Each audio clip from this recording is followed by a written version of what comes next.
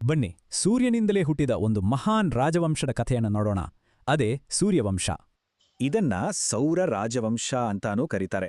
ನಮ್ಮ ಇತಿಹಾಸದಲ್ಲಿ ಬರುವ 2 ಪ್ರಮುಖ ವಂಶಗಳಲ್ಲಿ ಇದು ಒಂದು. ಹಾಗಿದ್ರೆ ಈ ವಂಶದ ಮೂಲ ಯಾರು? ಬೇರೆ ಯಾರೂ ಅಲ್ಲ, ಸ್ವತಃ ಸೂರ್ಯದೇವ.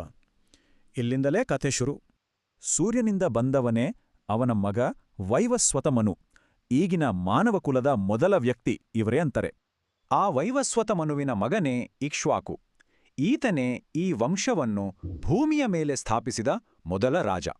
ಇಕ್ಷ್ವಾಕುವಿನಿಂದ ಶುರುವಾದ ಈ ಪರಂಪರೆ ತಲೆತಲಾಂತರಗಳ ಕಾಲಶ್ರೇಷ್ಠ ರಾಜರಿಂದ ಮುಂದುವರಿಯಿತು. ಹೀಗೆ ಸಾಗಿದ ಈ ವಂಶದಲ್ಲಿ ಬಂದವನೇ ಪ್ರಸಿದ್ಧ ರಾಜ ರಘು, ಬಹಳ ಪರಾಕ್ರಮಿ. ರಘುವಿನ ಮಗ, ಅಷ್ಟೇ ಪರಾಕ್ರಮಿಯಾಗಿದ್ದ ರಾಜ ಅಜ. ತಂದೆಯ ನಂತರ ಇವನೇ ಉತ್ತರಾಧಿಕಾರಿ. ನಂತರ ಅಜನಿಂದ ಬಂದವನೇ ಅಯೋಧ್ಯೆಯ ಪ್ರಬಲ ಅರಸ ದಶರಥ ಮಹಾರಾಜ.